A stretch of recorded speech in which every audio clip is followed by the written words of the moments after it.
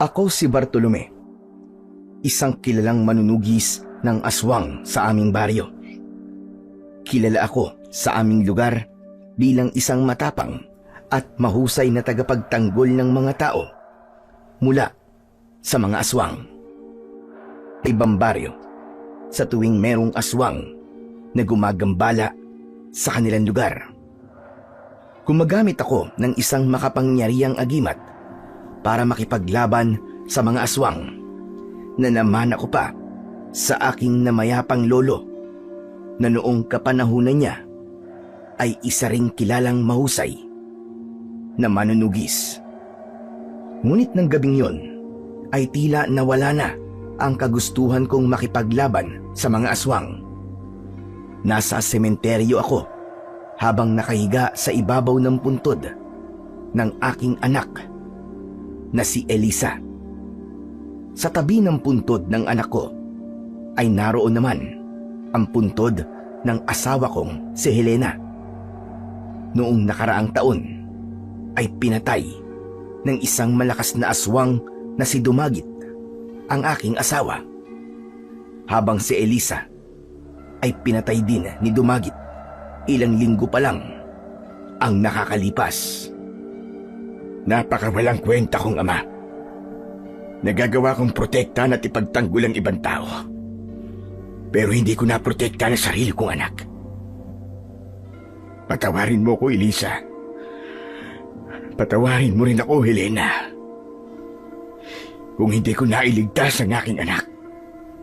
Nasa gitna ako ng aking pag-iyak nang dumating ang matalik kong kaibigan na si Densyo. Sabi ko na nga ba nandito ka lang, pare? Pare, may sumasalakay na aswang sa baryo natin. Hinanap talaga kita kasi alam kong ikaw lang ang kayang makipaglaban sa aswang na yun eh. Hindi mo ba nakikitang kinakausap ko ang aking mag-ina, Densyo? Nakikita ko naman, pare. Ano kasi, kailangan ka ng mga tao ngayon eh. Hindi na. Ayoko na makipaglaban pa sa mga aswang. Pero Bartolome, marami mamamatay kung di mo lalabanan yung aswang na yun. Hindi mo ba ako narinig? O sadyang bingi ka lamang? Pare naman. Abay, maawa ka naman sa mga tao, pare. Naiintindihan kong pinagdadaanan mo. Pero ikaw lang ang maaasahan namin pagdating sa ganung bagay eh. Ayoko na, Densyo. Ayoko na. Tinatapos ko na ngayong gabi ang pagiging manunugis ko. Nagagawa kong protekta ng ibang tao. Pero sarili kong asawa at anak ay hindi. Wala akong silbing manunugis. Wala akong silbing ama. Ngayon mo pa ba sasabihin na wala kang kwentang manunugis sa Bartolome? Matapos mo makipaglaban sa napakaraming aswang at naproprotektahan mo ang baryo natin ng napakahabang panahon? Ang bihira ka. Alam ko na nasasaktan ka ngayon dahil sa nangyari sa mag-ina mo. Pero pare, kung hindi mo kami tutulungan, pare, maraming tao mamamatay. Pare, nakikiusap ako sa'yo, parang awa mo na. Hindi ko kayang makitang pinapatay ng aswang na yun ang mga tao sa baryo natin eh. Wala naman ipinakitang hindi maganda sa'yo mga tao dito, di ba? Lumuhod si Densyo sa harapan ko habang nagmamakaawa ang kanyang muka. Tumiim sa utak ko ang mga huling sinabi ni Densyo. Tama siya na naging mabuti ang mga tao sa baryo namin sa akin at sa aking mag-ina. Sinusuklian nila ng kabutihan ang pagtatanggol na ginagawa ko para sa kanila. Halos araw-araw ay may mga taong nagbibigay sa amin ng mga pagkain na umabot na sa punto na kahit hindi na nga yata kami magtrabaho ay mabubuhay na kami. Mataas din ang respeto ng lahat, hindi lang sa akin, kundi maging sa mag-ina ko. Doon ko napagtanto na hindi ko kayang tiisin ang aming baryo, kaya tumayo na ako at pinunasan ang aking luha. Walang imik akong naglakad paalis sa sementeryo habang nakasunod sa akin si Densyo. Nang gabing iyon ay isang pangkaraniwang aswang ang aking kinalaban. Ginamit ko ang aking agimat at itak upang labanan ang aswang. Isang pamilya ang naabutan kong inaatake ng aswang at sa labas ng bahay nila ay pinatay ko ang aswang.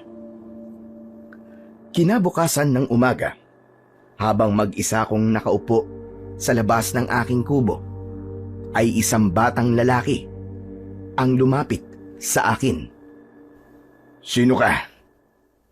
Anong kailangan mo sa akin? Ako po si Ellie, Mang Bartolome. Hindi niyo po ba ako natatandaan? Ako po yung iniligtas niyo po kagabi. Hindi lang po ako ang iniligtas niyo, kundi ang nanay at tatay ko rin po. Bakit ka naririto? Anong kailangan mo sa akin? Hindi po kasi ako nakapagpasalamat sa inyo kagabi, kaya pinuntahan ko po kayo. Maraming salamat po sa pagliligtas po sa buhay namin. Alam niyo po bang sobrang iniidolo ko po kayo? Kapag nakikipaglaban po kayo sa mga aswang, pinapanood ko po talaga kayo. Wala ka na bang ibang sasabihin? Pwede ka nang umalis. Ay, sandali lang po. May sasabihin pa po ako.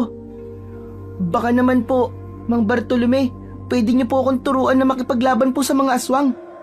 Gusto ko po kasi maging kagaya niyo eh. Idol na idol ko po talaga kayo, Mang Bartolome. Nagpapatawa ka ba, ha, bata? Batang manunugis. Tigilan mo ang kaibangan mo na yan, bata. Ang gawin mo ay mag-aral ka mabuti at tumulong ka sa mga magulang mo. Hindi ko naman po sinabing makikipaglaban po ako kagad sa mga aswang eh. Hindi po ba mas maganda na habang bata pa po ako ay sinasanay niyo na po ako? Para po paglaki ko ay kasing galing niyo na po ako. Hindi, ayoko. Huwag ka nang umasa na tuturuan kita sa aking mga nalalaman pagdating sa pakikipaglaban sa mga aswang. Masyadong mapanganib ang ganitong gawain. Kung ako sa'yo, mas pipiliin ko na mabuhay ng normal.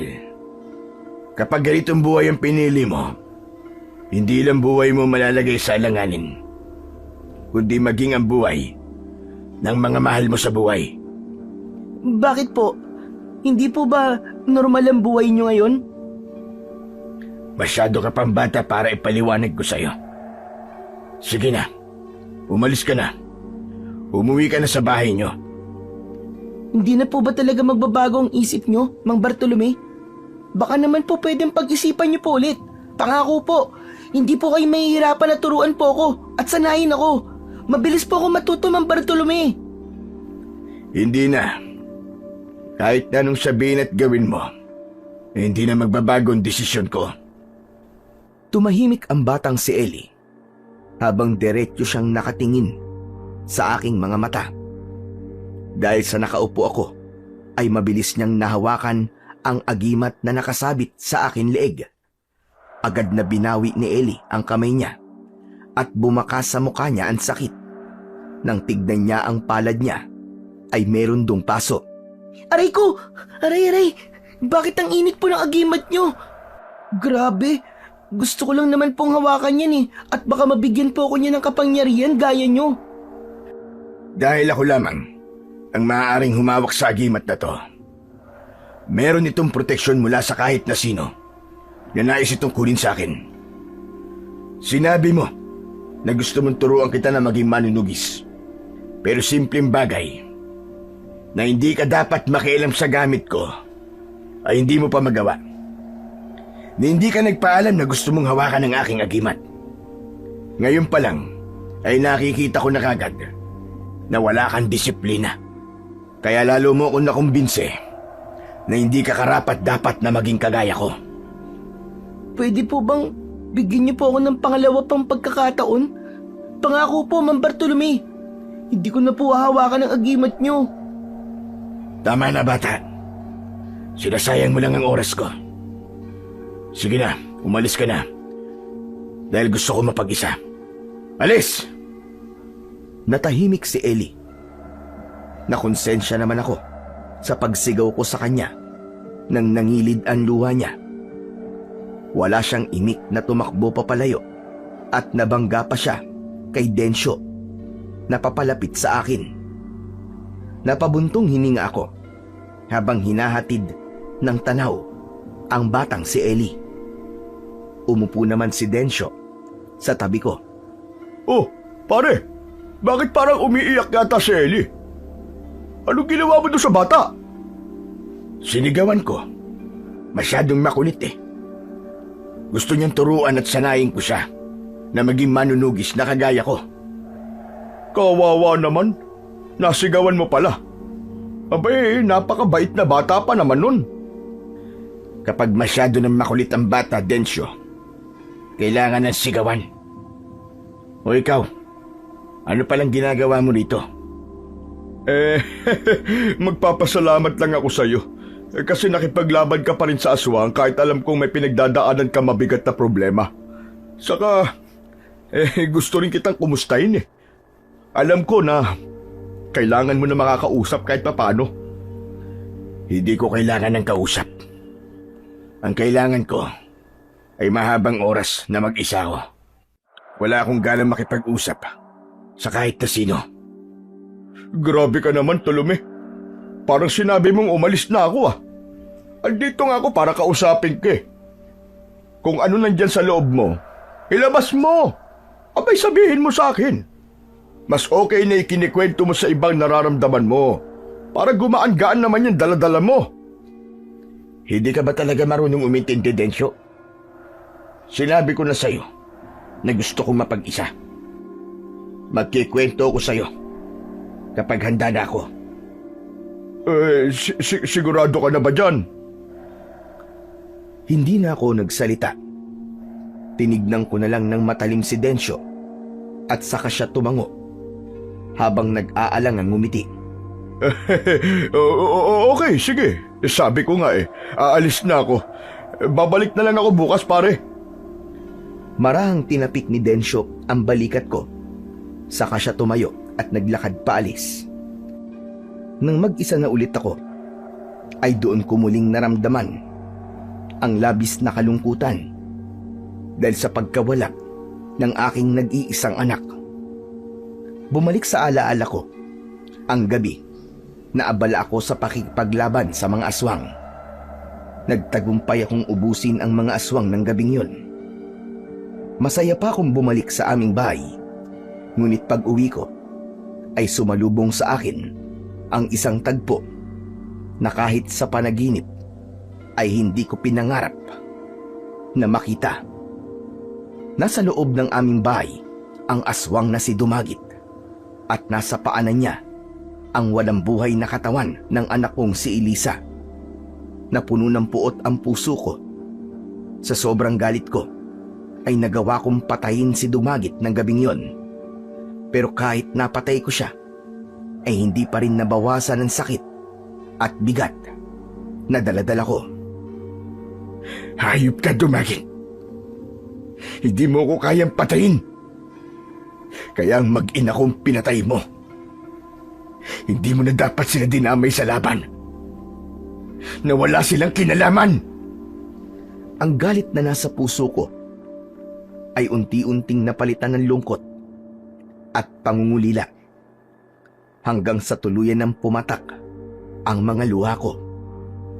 Hindi ako sanay na mabuhay na wala ang mag-ina ko sa aking tabi.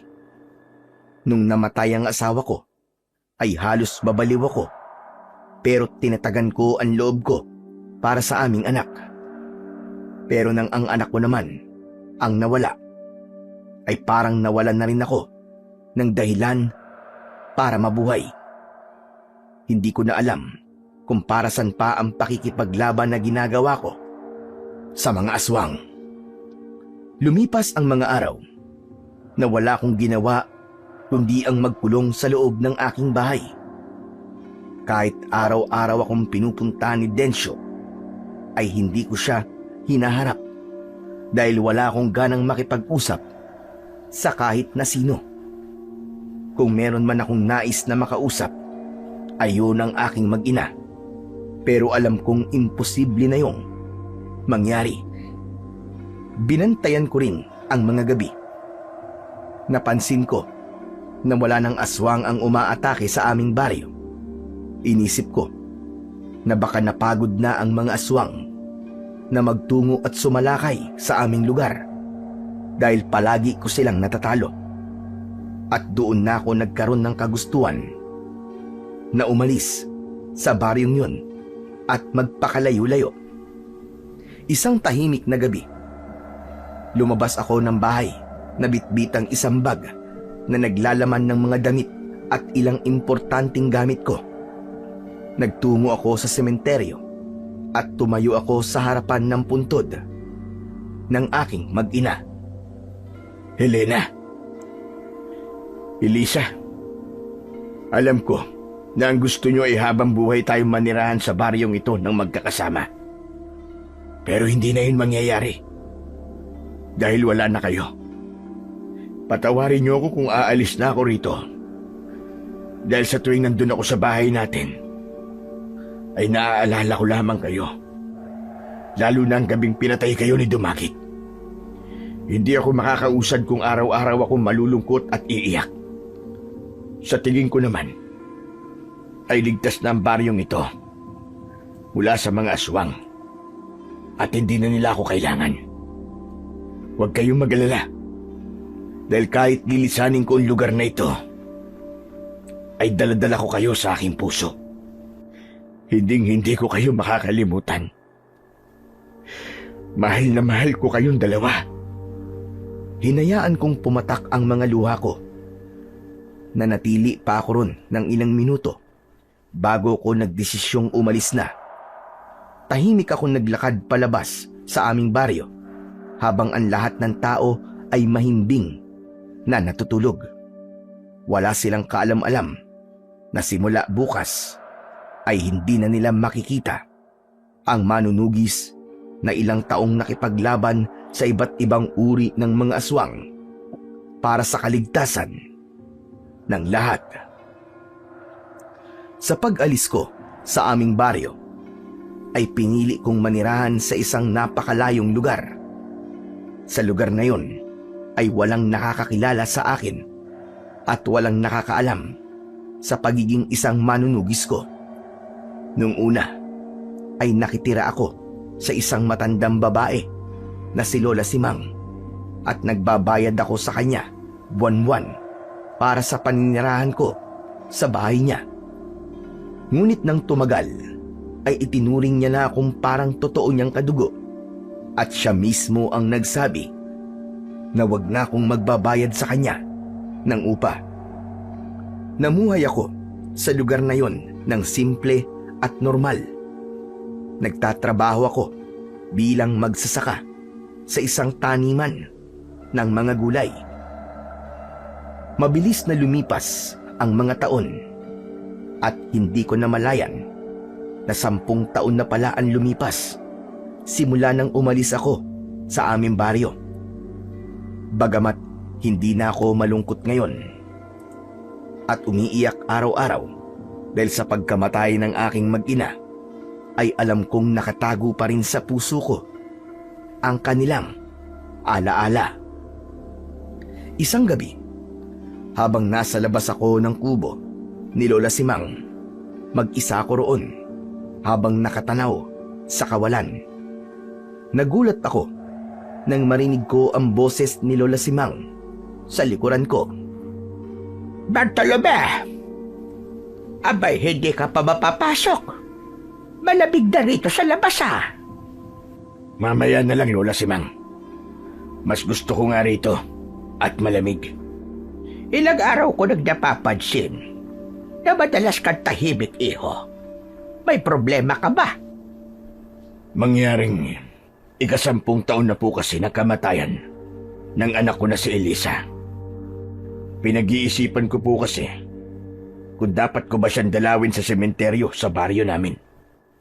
Bakit nag-iisip ka pa? Bakit hindi mo puntahan ang libingan ng anak at asawa mo? 10 taon ka na rin dito. At 10 taon mo na rin silang hindi nadadalaw, hindi ba? Hindi ko po alam eh. Kapag iniisip ko kasi, nababalik ako sa baryo namin, ay parang nagdadalawang isip ako. Hindi ko kasi alam kung paano ko haharapin ang mga tao ron. Lalo na't umalis ako na hindi nagpaalam sa kanila. Baka ho kasi nang umalis ako, ay may mga pagsalakay ng aswang na nangyari ron. Tapos ay wala ako. Baka iniisip ng mga tao sa amin na iniwanan ko sila sa mga panahong kailangan nila ako. Huwag ka kasi mag-isip ng hindi maganda. Siguro naman ay maiintindihan ka nila. Alam nila na malungkot ka nung umalis ka sa lugar ninyo. At yun lamang ang naisip mong paraan para makatakas ka sa kalungkutang yon.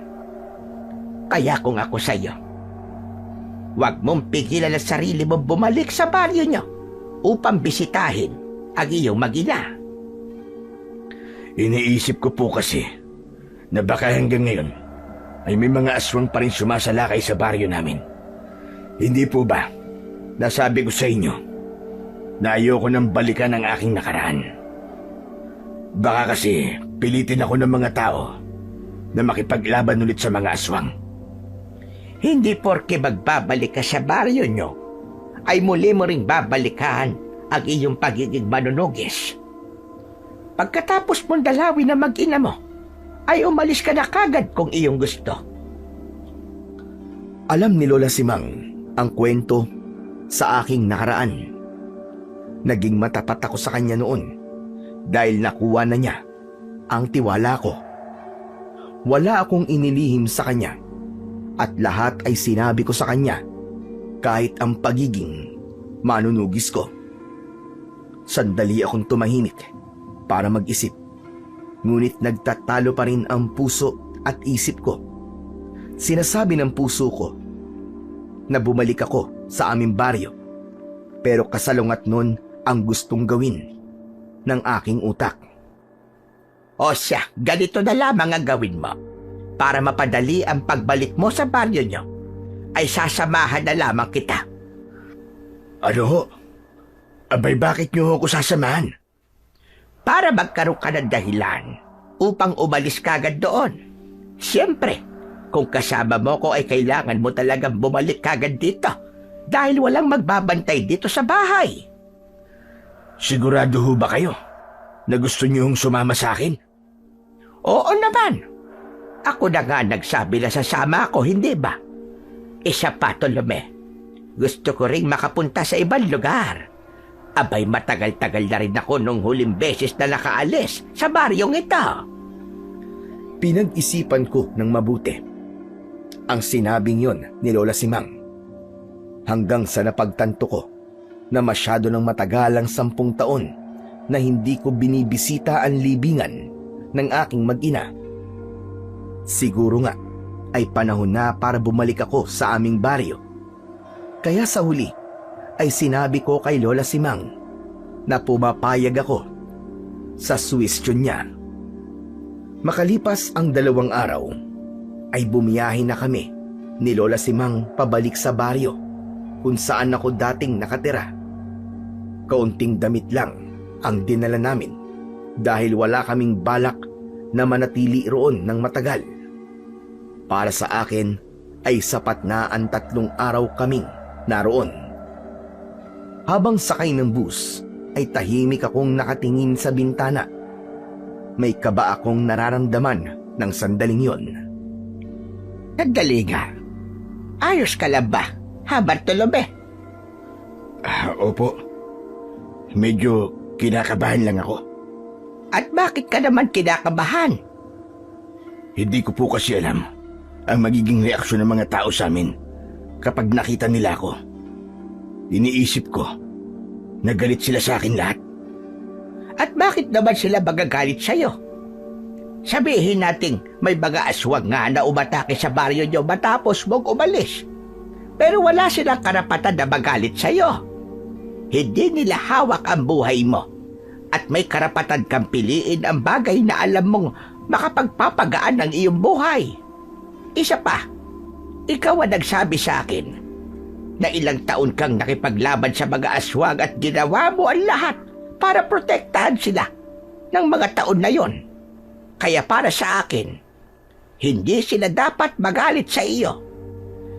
Hindi ko naman po kasi madidiktahan ang dapat maramdaman ng mga tao sa amin eh. Yun na nga. Nandun na tayo sa hindi mo madidiktihan ang mararamdaman nila. Pero kung alam mo sa sarili mo na wala kang ginawang mali at ang pag-alis na ginawa mo ay nagdulot ng kabutihan sa iyo, ay hindi mo dapat isipin kung ano ang mararamdaman nila sa iyo. Napangiti ako sa sinabing yun ni Lola Simang. Isa yun sa dahilan kung bakit naging malapit ang loob ko sa kanya. Pakiramdam ko kasi ay nabuhay sa katauhan ni Lola Simang ang aking namayapang lola na palagi akong binibigyan ng payo. Kahit paano ay nabawasan ang kabang nararamdaman ko. Huminga ako ng malalim at inisip ko na lang na kaya ako babalik sa aming baryo ay para sa aking mag-ina at hindi para sa kung ano pang bagay. Gabi na nang makarating kami ni Lola Simang sa aming baryo. Nang oras na yon ay sarado na ang lahat ng bahay na aming nadaanan. Kahit paano ay nagpasalamat ako dahil walang mga taong nakakita sa pagbabalik ko. Nang marating na namin ang bahay ko, ay hindi nakasarado ang pinto nun. Napansin ko na may mga inayos sa bahay ko at nang pumasok kami roon ay nagtaka ko dahil halos walang nagbago roon. Malinis sa loob at maayos ang mga gamit na parabang habang wala ako roon ay meron doong nakatira at siyang nag-aalaga sa bahay ko. Pambihira. 10 taon na akong hindi nakauwi. Pero bakit? Napakaayos at linis nitong bahay ko. Baka naman yung mga tao rito ang nag-aalaga rito sa bahay mo. Yan na nga rin ho ang naiisip ko. Kung ganon, ay pinapahalagahan ka pa rin ng mga tao rito sa baryo ninyo. Kasi kung hindi, wala na sana silang pakialam sa bahay mo, hindi ba? Napangiti ako sa sinabing yun ni Lola Simang.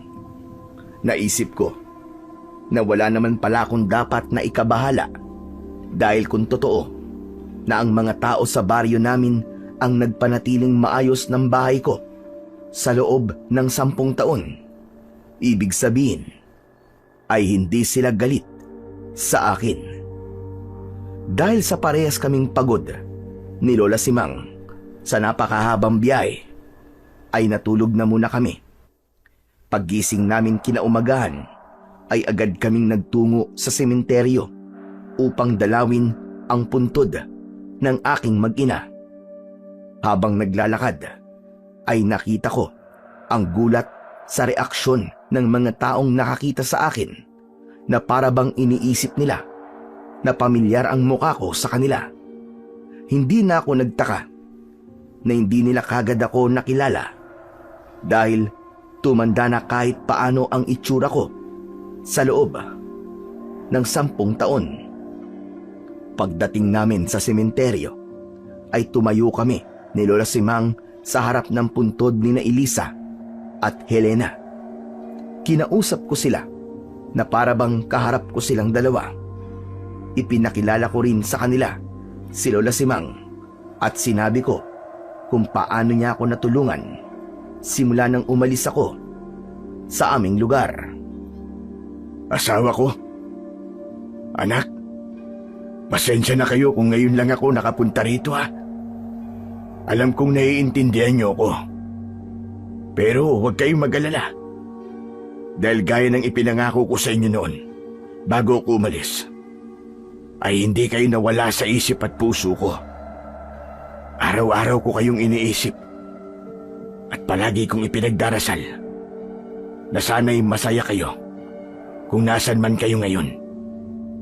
Huwag kayong mag-alala sa akin kasi kahit papano ay maayos na ang buhay ko ngayon. Miss na miss ko na kayong dalawa. Nanatili pa kami roon ni Lola Simang ng ilang minuto. Maya-maya pa ay nagdesisyon na kaming umalis para bumalik na sa bahay ko. Kumusta na ang pakiramdam mo ngayon, Bartolome? Medyo magaan na po. Pakiramdam ko po ay nakabawi na ako sa mag-ina ko mula sa 10 taon na hindi ko sila dinalaw. Sigurado ako na naiintindihan ng mag-ina mo kung bakit ngayon mo lang sila nagawang puntahan. Maya-maya pa ay nakarating na kami sa bahay ko. Nagulat ako nang makita ko si Densyo roon.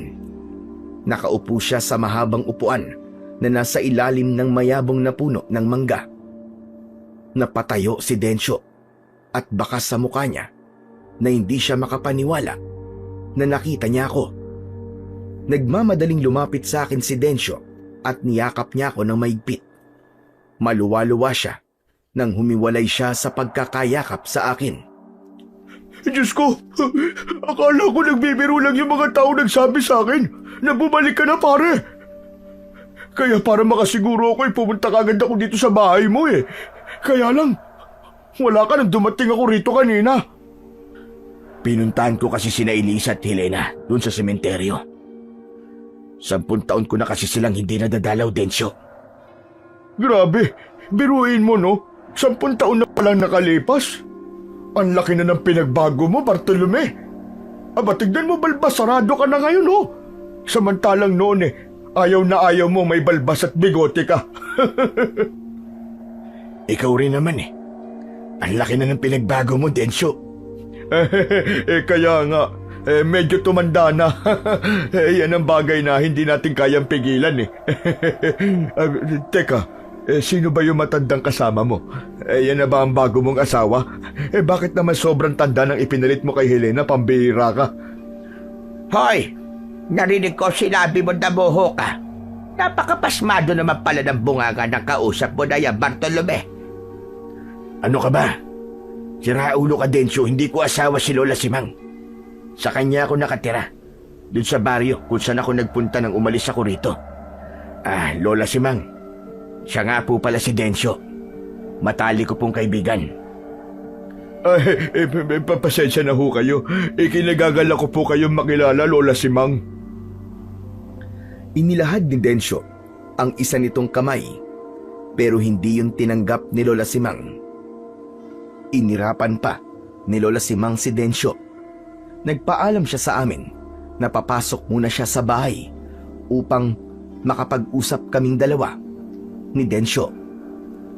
Parehas kaming naupo ni Densyo sa mahabang upuan. Pambihira. Sa totoo lang, hindi pa rin ako makapaniwala na nandito ka na, pare. Umalis ka kasi rito nang hindi nagpapaalam kahit kanino Kahit na nga ako na kaibigan mo, hindi ka nagsabi na may bala ka palang umalis noon. Tapos wala pang nakakaalam kung saan ka nagpunta. Biglaan kasi ang desisyon ko na yun, Densyo. Naisip ko na hindi ako makakausad sa lugar kung saan namatay ang aking mag-ina. Oo nga pala. Hindi ba galit ang mga tao rito sa akin? Hindi no.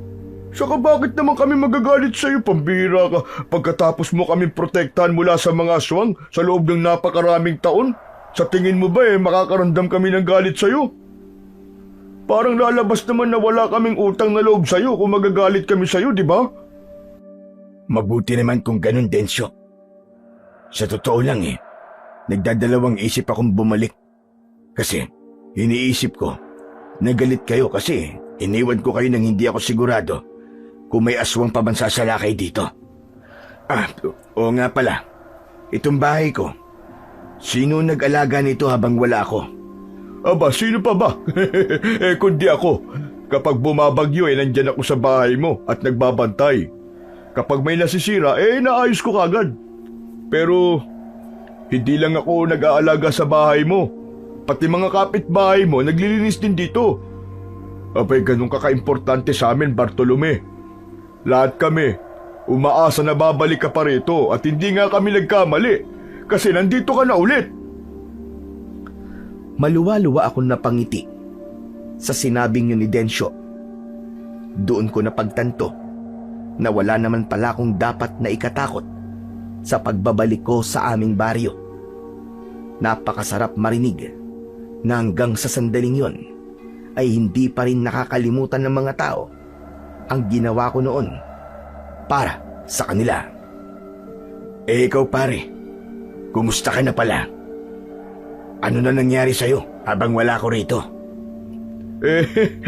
Yun pare, may asawa na ako ngayon.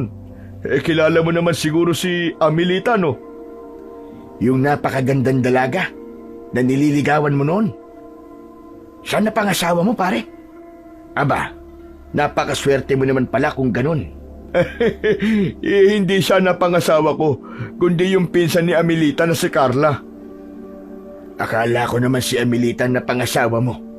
Bakit kasi siya pa ang binanggit mo eh? Alam ko kasi na mas kilala mo si Amelita kaysa kay Carla. Pero sa Maynila sila nakatira ng mga anak namin. Hindi ko kasi pwedeng iwanan ng bahay namin at wala magbabantay eh. Bakit nasa Maynila ang mag-iina mo pare? Sa totoo niyan pare, may aswang kasi na gumagala na naman dito sa atin pare. Halos gabi-gabing may namamatay. Nung umalis ka, ilang taon na walang aswang na sumalakay dito. Akala nga namin nun okay na ang lahat pero hindi pa pala. Parang pinagpahinga lang pala ng aswang ang baryo natin pare.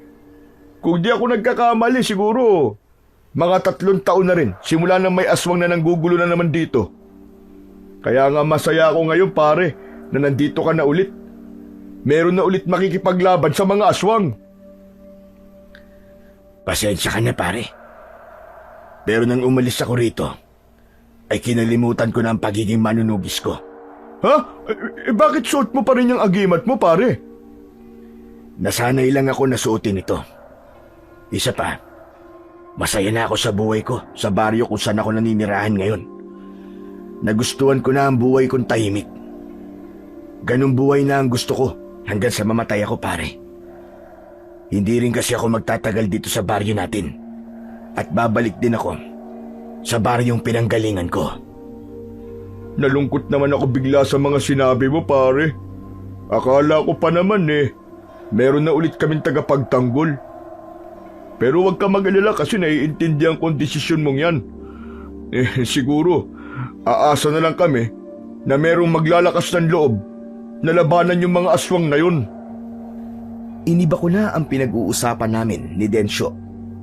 Dahil ayoko nang pag-usapan ang tungkol sa mga aswang. Kinuwentuhan ko siya ng mga nangyari sa akin simula nang umalis ako sa lugar na yon.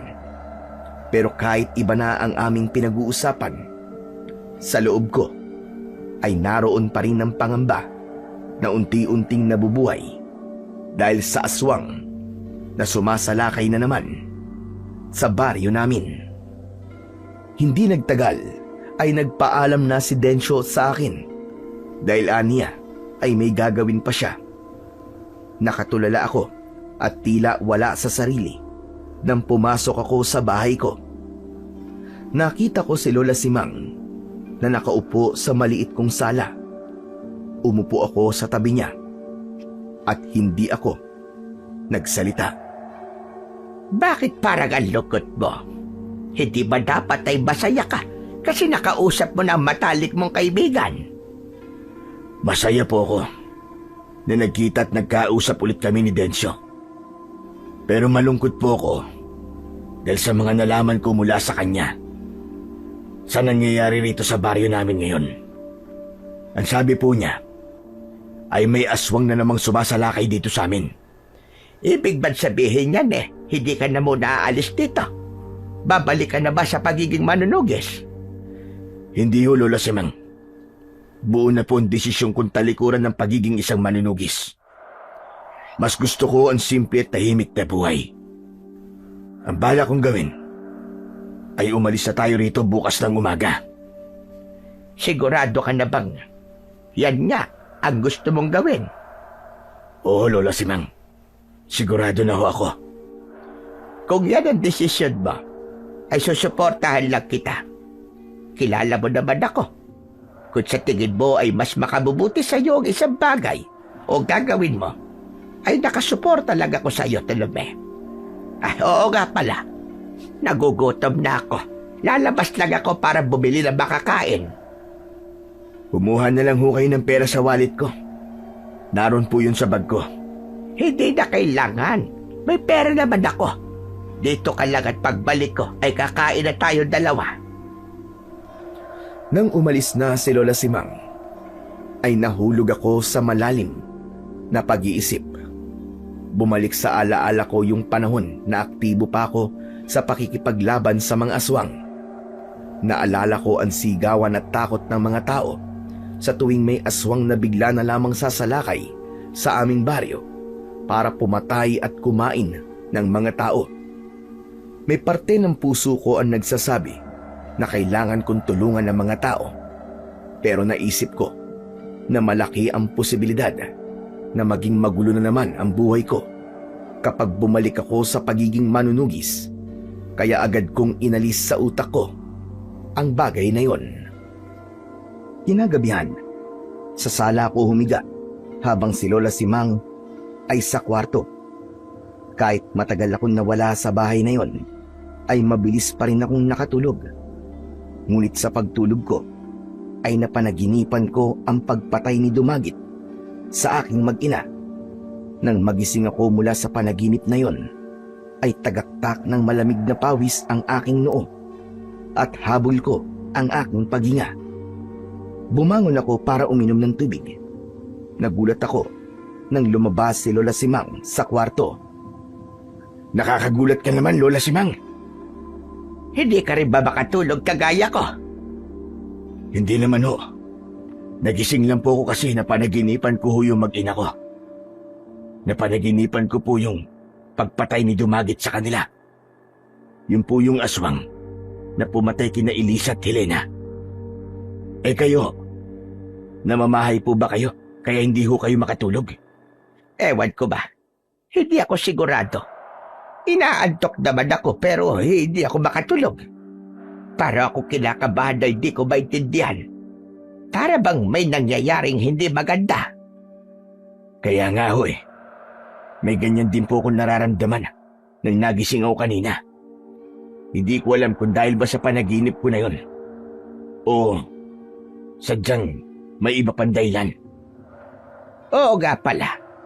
Tatanungin ulit kita. Sigurado ka na ba? Aalis na tayo mamayang umaga. Oo, Lola Simang. Ayoko na po talagang makialam sa kung anong nangyayaring hindi maganda dito. Kung ganon, ay pilitin natin makatulog. Kailangan natin ng mahabang tulog dahil mahaba rin ang magiging biyahe natin. Sumang-ayon ako sa sinabi ni Lola Simang. Bumalik na kaming dalawa sa pagkakahiga. Ipinikit ko na ang mga mata ko at hindi nagtagal ay nagawa ko ng makatulog ulit. Umaga na nang magising kami ni Lola Simang. Agad kaming nag-asikaso para sa pag-alis namin. Maya-maya pa ay lumabas na kami ng bahay ko. Nadala ang aming bag. Sandali akong huminto upang tignan ang aking bahay dahil wala akong ideya kung gaano katagal bago ulit ako makabalik. Matapos yun, ay nagsimula na kaming maglakad. Sandali kaming napahinto nang nakita namin ang napakaraming tao sa harap ng isang bahay. Dinig din namin ang pag-iyak ng isang lalaki. Lumapit kami roon at nakita namin ang isang lalaki na umiiyak habang yakap-yakap ang walang buhay na katawan ng isang babae at isang batang lalaki. Nahinuha ko na asawa at anak yun ng lalaki. Duguan ang mga yun at puno ng sugat ang iba't ibang parte ng katawan. Ano nangyari sa kanila? Nakakaawa naman sila. Para silang pinatay ng isang mabangis na hayop. Hindi hayop, Lola Simang, ang may gawa niya sa kanila, kundi aswang. Aswang ang pumatay sa kanila. Natahimik ako habang nakatingin sa lalaking nagluluksa sa pagkamatay ng kanyang mag-ina. Bumalik sa alaala ko ang gabi na natagpuan ko ang walang buhay na katawan ni Helena at Elisa. Tumiim ang bagang ko at mariin kong naikuyong ang aking mga kamay. Lola, sa tingin ko, na hindi ko kayang umalis dito. Uuwi na po muna ako sa bahay. Kayo na lang po ang umalis. Ano ka mo? At bakit naman? Hindi ko po pala kayang umalis sa baryong to habang may aswang na sumasalakay dito. Sige ho, Lola Simang. Umalis na ho kayo. Pasensya na po kung biglang nagbago ang isip ko. Naiintindihan kita, Tolome. Huwag kang mag-alala sa akin dahil kaya ko naman bumalik sa baryo natin na mag-isa. Mag-iingat po kayo. Pasensya na po ulit. Ngumiti si Lola Simang at saka siya naglakad palayo. Malungkot kong pinagmasdan ang pag-alis ni Lola Simang, pero alam ko sa sarili ko na hindi ko kayang tiisin ng mga tao sa aming baryo. Hindi ako matatahimik na habang ligtas ako sa baryo ni na Lola Simang ay may mga tao na mawawalan ng mahal nila sa buhay nang dahil sa aswang. Alam ko kung gaano yung kasakit, lalo na't 2 beses ko yung naranasan. Bumalik na ako sa bahay ko. Pagpasok ko roon ay sinalubong ako ng nakakabinging katahimikan. Nangihina akong napaupo at hinawakan ko ang agimat na nakasabit sa leeg ko. Hindi nagtagal ay nagulat ako nang pumasok sa bahay ko si Lola Simang. Oh, Lola Simang, ano pong ginagawa niyo rito? Bakit yung kayo bumalik? May nakalimutan ho ba kayo? Oo, meron akong nakalimutan. Ikaw, Oh, ako? Abay, paano pong ako? hindi ba sabi ko ay magkasama tayong babalik sa bahay ko? Kaya naisip ko na bumalik dito upang sabay na tayong umalis dito kapag natapos mo na ang problemang kinakaharap ng lugar niyo. Pero Lola Simang, masyado pong delikado ang sitwasyon dito ngayon. Baka ho may mangyaring masama sa inyo. Mas ligtas po kayo sa bahay ninyo. Alam kong hindi ako mapapahabak dahil nandiyan ka, Tolome. Hindi ko man nakita ng personal kung paano ka makipaglaban doon sa pag-aaswang, ay nararamdaman kong malakas at mahusay ka, Tolome. Isa pa, kailangan mo ang gabay ko. Kaya hindi ako pwedeng umalis dito nang hindi ka kasama. Hindi man kita magabayan sa pakikipaglaban, ay magagabayan naman kita sa napakaraming bagay. Kung yan po ang desisyon nyo, ay hindi ko na po kayo pipilitin na umalis. Maraming salamat po sa inyo, Lola. Ang totoo po niyan nalugkot ako. Nang akala ko po ay aalis na kayo kanina. Pero kinakabahan po ako kasi hindi natin alam kung ano ang pwedeng mangyari sa mga susunod na araw. Hindi ko pa kasi alam kung gaano kalakas yung aswang na nanggugulo dito ngayon. Huwag mo kong iisipin, Bartolome. Kung mamamatay ako rito, ay wala na kaso yun sa akin. Matanda na ako, Bartolome.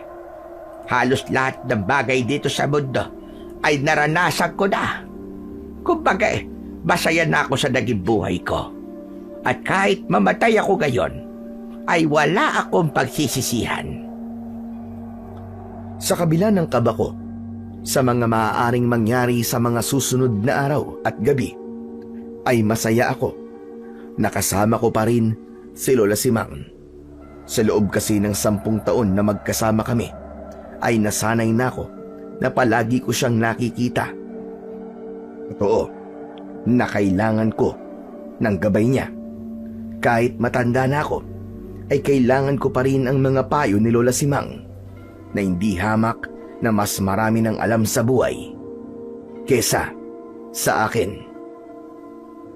Simula noon, ay nangako ako sa sarili ko na hindi ako aalis sa baryo namin nang hindi ko napapatay ang aswang.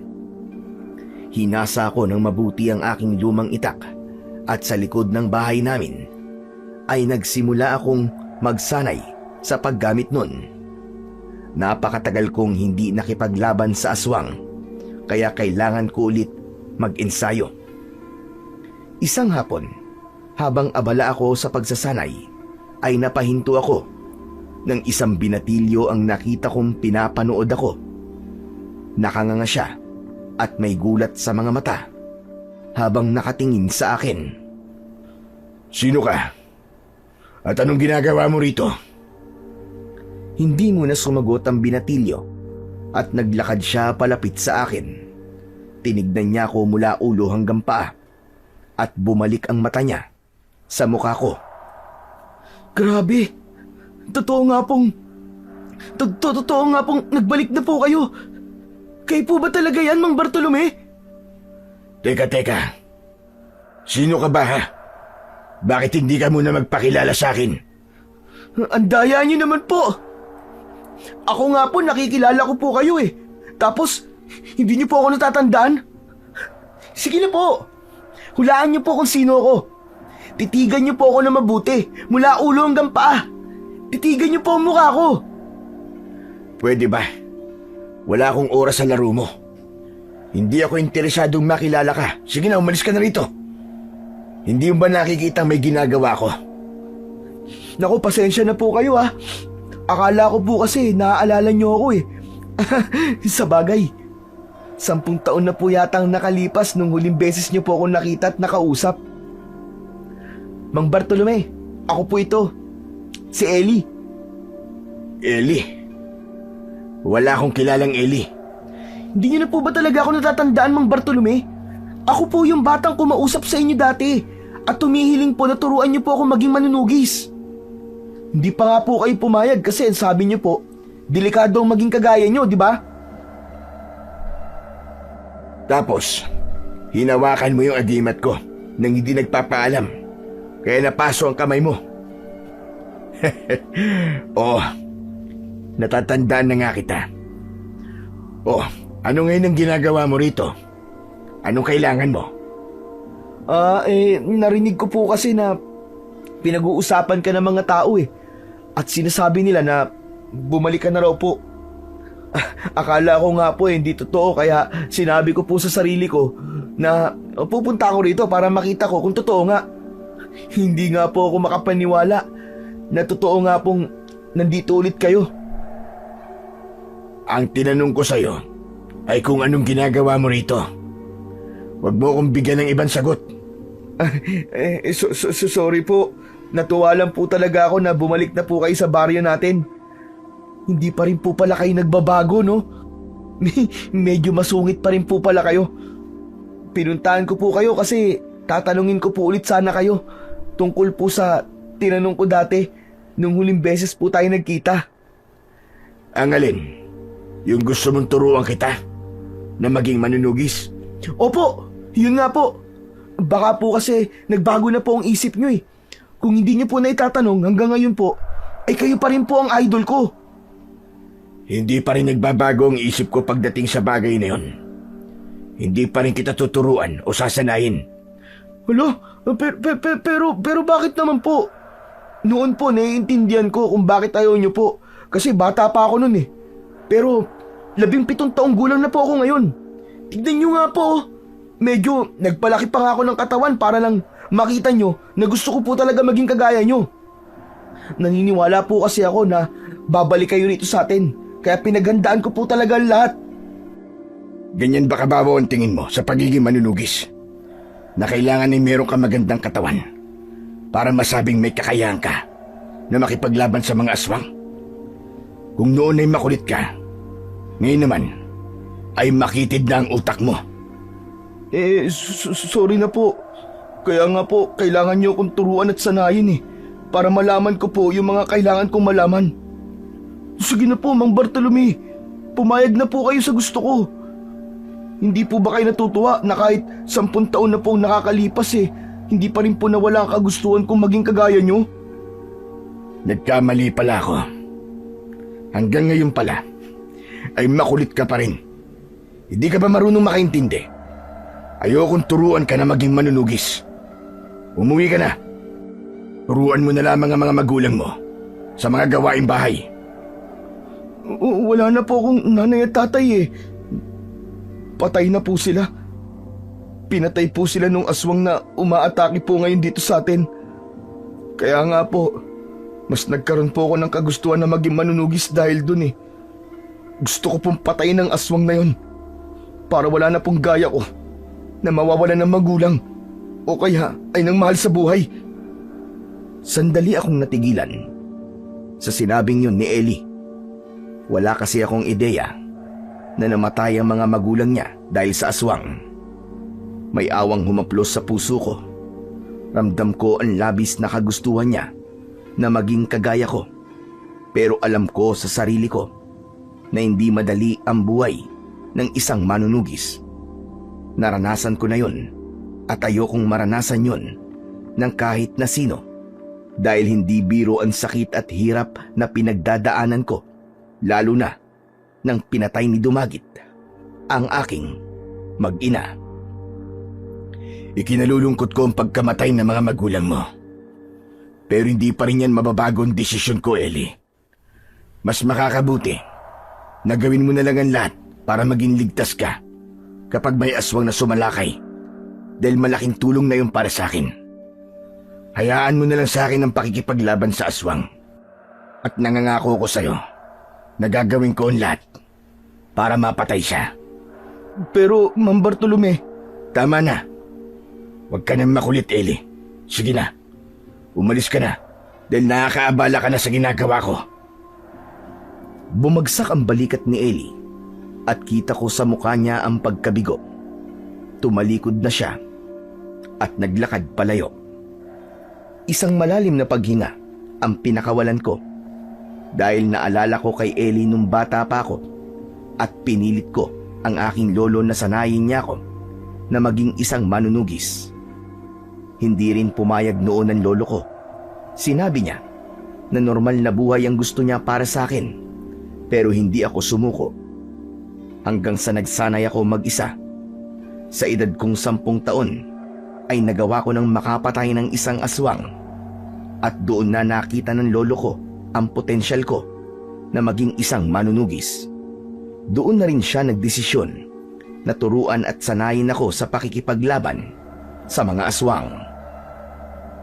Kinagabihan, nagluto si Lola Simang ng paborito kong tinolang manok. Aniya ay kailangan ko ng masarap na ulam dahil maghapon akong nagsanay. Kumusta naman ang luto ko? Nagustuhan mo ba? Aba, oo naman ho. Wala naman po kayong niluto na hindi ko nagustuhan eh. Para sa akin, kayo po ang pinakamagaling na magluto sa buong mundo. Sos! Nambola ka pa. At teka, maibaga ko. Sino pala yung binatil yung kausap mo kanina? Si Ellie ho yun. Isa ang pamilya niya sa iniligtas ko nun sa aswang.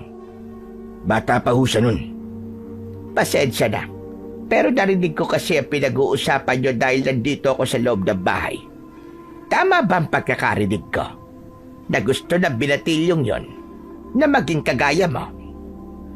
Oo. Kahit nung bata pa ho siya, ay pangarap na niyang maging kagaya ko. Hindi ko akalain na hanggang ngayon pala gusto pa rin niyang maging manunugis. Humiling ho siya sa akin, nasanayin at turuan ko siya. At hindi ka pumayag? Ganun na nga ho. Bakit hindi? Alam mo, naramdaman ko sa mga sinabi ni Ellie na seryoso siya na maging isang manunugis kagaya mo. Nasa kanya talaga yung matinding kagustuhan na maging kagaya mo, Bartolome. Naramdaman ko rin naman ho yun sa kanya. Pero ayoko pong magaya ang buhay niya sa buhay ko. Na hanggang nakikipaglaban sa mga aswang, ay hindi mawala-wala ang kaba para sa buhay niya at sa mga mahal niya sa buhay. Pero ang nangyari sa'yo ay maaaring hindi mangyari sa kanya. Hindi porke magiging manunugis siya ay magiging magkaparehas sa inyong kapalaran. Bakit hindi mo muna siya bigyan ng isang pagkakataon na patunayan ang kanyang sarili? Ayaw mo ba nun? Kapag naging mahusay ding manunugis si Ellie, ay magiging kampante ka na. Kahit wala ka rito sa baryo nyo. Ibig sabihin, ay may iba nang makikipaglaban sa mga aswang. Kahit ikaw ay nasa malayo. Naisip ko rin naman ho yan. Malaking bagay para sa akin. Kung hindi lang ako manunugis dito sa aming lugar. Pero hindi ko talaga nararamdaman na si Ellie ang susunod sa yapak ko. Matigas ang ulo niya.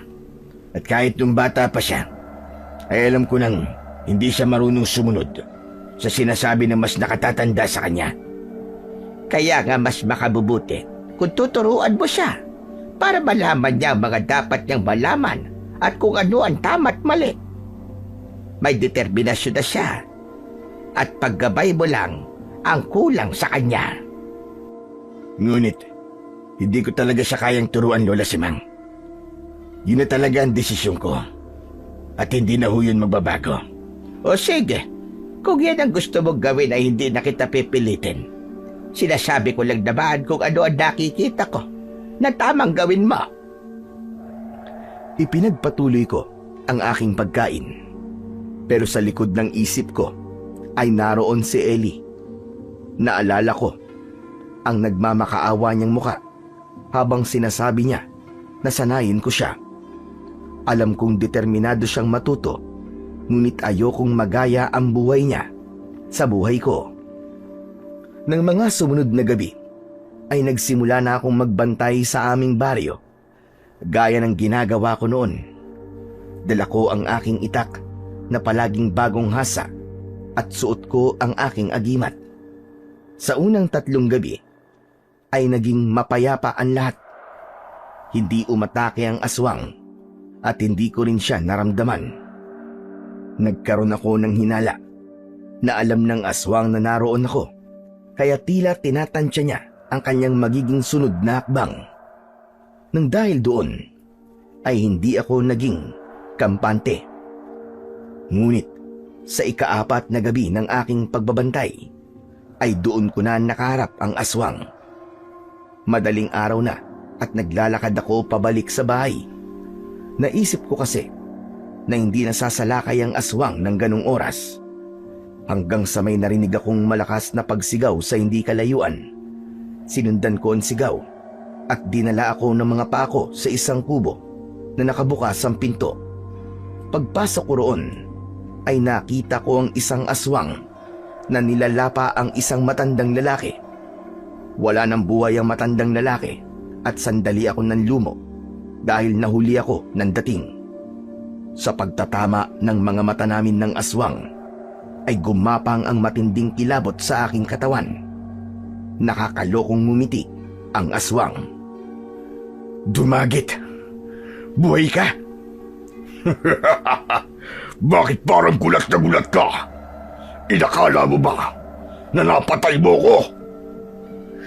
Paanong nabuhay ka? Sigurado kong pinatay na kitang hayop ka. Ako pa mismo ang sumunog sa katawan mo. Nakalimutan mo na yata na may kaalaman ako sa itim na kapangyarihan, Bartolome. Bago mo pa ako tuluyang mapatay doon, ay nilisan na ng aking kaluluwa ang aking katawan. Nagpagala-gala ako hanggang sa dumating na ang takdang panahon na maaari akong gumamit ng katawan ng ibang tao para muli akong mabuhay. Walang hiya kang demonyo ka. Talagang gagawa at gagawa ka ng paraan para may pagpatuloy mo ang iyong kasamaan.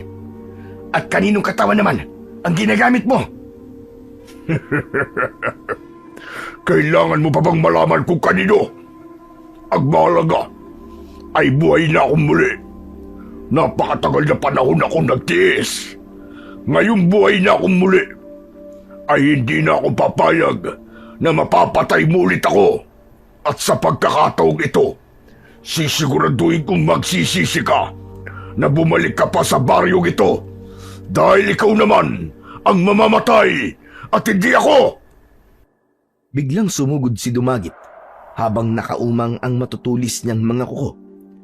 Nakakakilabot ang mapupula niyang mga mata na nanlilisik. Naramdaman ko ang labis niyang galit para sa akin. Tatagain ko sana si Dumagit, pero mabilis niya akong nakalmot sa dibdib. Napasigaw ako sa kirot. Malakas akong itinulak ni Dumagit na naging sanhi para matumba ako sa lupa. Hindi pa ito ang tamang oras para patayin kita, Bartolome. Gusto mo na kitang paglaruan. Gusto kong masaksiyan mo kung paano ko unti-unting uubusin ang mga taong pinoprotektahan mo. Sa isang kisap mata, ay nawala si Dumagit sa aking harapan. Napakabilis niyang kumilos at hindi ko nakita kung saan siya nagpunta. Tumayo ako at iginala ko ang mga mata ko sa paligid sa pag-asang makikita ko pa ang aswang na si Dumagit. Dumagit! Dumagit, bumalik ka rito! Huwag kang duwag! Ngayon na natin tapusin to! Dumagit! Ngunit sa kabila ng pagsigaw ko na yun, ay hindi na bumalik si Dumagit. Hindi ko na naramdaman ang presensya niya, kaya nahinuha ko na nakalayo na siya. Wala na akong nagawa, kundi ang tuluyang umuwi. Kahit ang gusto ko ay labanan na si Dumagit ng oras na yon. Pagdating ko sa bahay, ay sinalubong ako ng nag-aalalang si Lola Simang. Nataranta siya nang makita niya ang malalim na sugat ko sa dibdib. Agad niya akong pinaupo at naghanda siya ng panlinis ng sugat at siya mismo ang naglinis at gumamot sa sugat ko. Pambihira! Ano ba nangyari? Bakit nagkaroon ka ng ganitong sugat? Nakaharap mo na ba yung aswang? Oo, Lola Simang. At alam kong magugulat ho kayo kung sino ho ang aswang na nakaharap ko. Abay, sino? Si Dumagit ho. Sandali nga. Hindi ba yun yung aswang na pumatay sa mag-ina mo? Ang akala ko ba, matagal mo na siyang napatay. Yun nga din ho ang akala ko.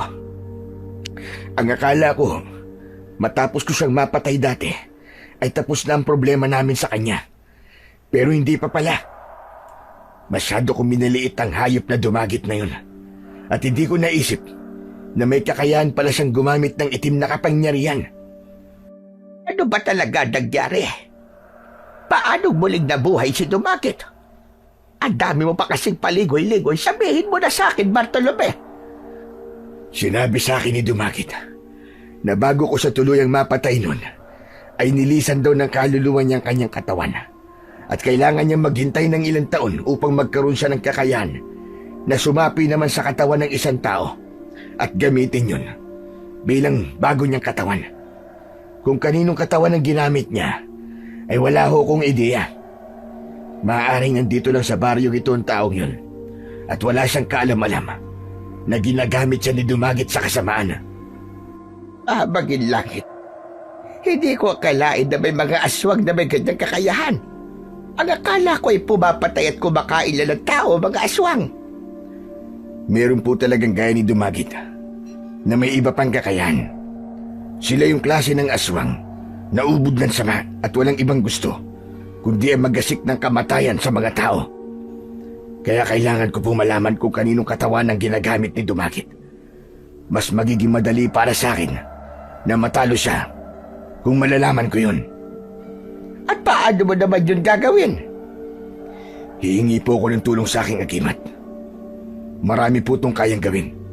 Diyos ko, ang buong akala ko talaga ay isang normal na aswang lang ang kakaharapin mo. Pero sana'y magtagumpay ka, Bartolome.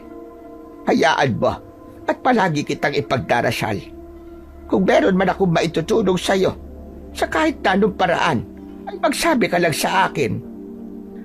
Maraming salamat po, Lola Simang.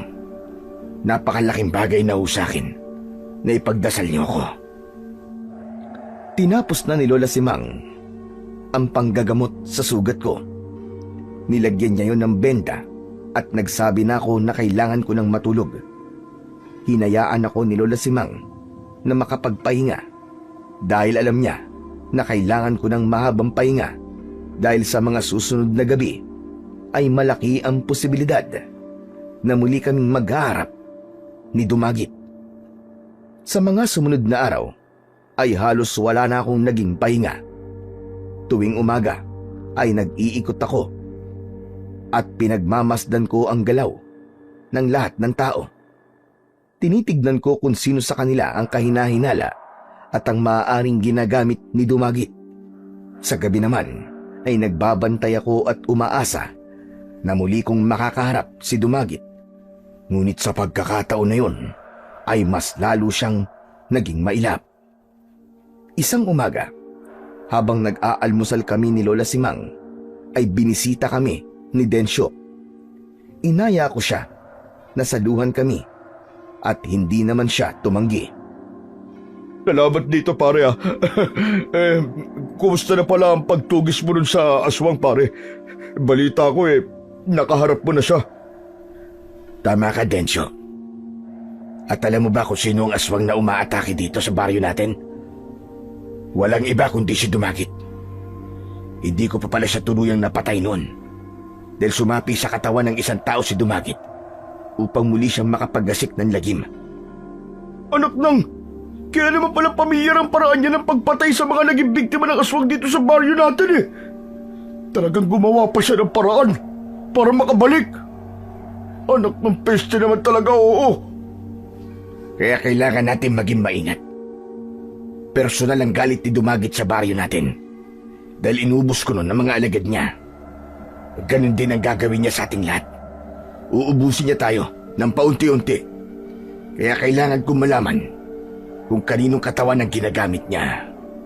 Kailangan ko lang maghintay ng pagbilog ng buwan upang maritwalan ko ang aking agimat para magamit ko na to sa paghanap sa taong yon. Sa pagkakaalam ko, ay sa susunod na linggo pa ang pagbilog ng buwan. Ba, matagal-tagal pa yun pare. Kung gusto mo tutulungan na kita sa pagbabantay mo, kahit papaano naman may kaalaman naman ako sa pakikipaglaban sa aswang eh. Hindi na kailangan, Densyo. Baka kung ano pang mangyari sa'yo na hindi maganda. Ano ka ba? Ayos lang yun. Hindi ba dati tinuruan mo naman ako na makipaglaban gamit ang itak? Oras na para magamit ko ang itinuro mo na yun sa akin pare. Tama si Densyo. Kailangan mo na makakatulong sa ginagawa mo, Bartolome. Kung kaya ko galang sana na makipaglaban pa at hindi pa ako matanda, ay talaga tutulungan din kita. Kaya lang panigurado magiging pabigat lang ako, lalo na palagi akong inaatake ng aking rayuma. Kung talagang bukal sa loob mo na tulungan ako, ay tinatanggap ko ang tulong mo pare. Maraming salamat. Yun! Ayos! Huwag ka mag-alala, Bartolome. Gagawin ko ang lahat para matulungan ka sa paraang alam at kaya ko. Kung ako ang tatanungin, ay ayoko na sanang isama si Densyo sa pakikipaglaban kay Dumagit, lalo na't hindi siya basta-bastang aswang. Ngunit sa pagkakataon na yon, ay nakita ko ang determinasyon ni Densyo na tulungan ako at ayokong ipagkait sa kanya ang pagkakataon na may gawin upang tapusin na ang dilubyong nangyayari sa aming baryo. Kinagabihan ay sumama nga si Densyo sa akin sa pagbabantay sa aming baryo. Parehas kaming may dalang itak. Nagpaalala ako kay Densyo na kung sakaling makaharap namin si Dumagit at hindi na naging maganda ang sitwasyon namin, ay maaari siyang tumakas. Sinabi ko na mas iligtas niya ang kanyang sarili kaysa tulungan ako. Tinawanan ako ni Densyo at sinabi niya na hindi niya alam kung kaya niya yung gawin dahil hindi niya ako kayang iwanan sa ganong uri ng sitwasyon dahil magkaibigan kaming dalawa. Lumipas pa ang ilang gabi na hindi pa rin namin nakikita si Dumagit pero hindi kami huminto sa pagbabantay. Pare, sigurado ka ba na magpapakita pa sa atin si Dumagit? Ilang gabi na tayo nagbabantay pero hindi pa rin natin siya nakakaharap. Hindi kaya natakot na yun sa'yo at nagtatago na siya ngayon? Duda ako sa sinasabi mo na yan pare. Sinabi sa akin ni Dumagit na unti-unti niyang papatayin ng mga tao dito sa baryo natin. Malakas ang kutob ko na naghihintay lang siya ng tamang oras para umatake. O baka nga, nagpapalakas pa yun para mahirapan tayong labanan at patayin siya. Hayop! Buwisit talaga Dumagit na yun. Bakit kasi hindi pa namatay yun noon eh? May kasalanan din ako sa bagay na yan pare. Hindi ko siniguro ang kamatayan niya. Masyado kasi ako nadala sa galit ko sa pagpatay niya sa anak ko at hindi ko naisip ang mga pwede niyang gawin. Pero sisiguraduhin ko na sa pagkakataong ito ay hindi niya na magagawa pa ang ginawa niya noon. Malakas ang kutob ko, pare, na magtatagumpay ka na ngayon. Saka, walang aswang ang nakakatalo sa'yo, no? Pero sandali nga lang, pare. Naiihi na ako eh. Buti at may talahiban. Diyan na lang ako iihi. Sandali lang, ha? Nagmamadaling pumasok si Densyo sa talahiban.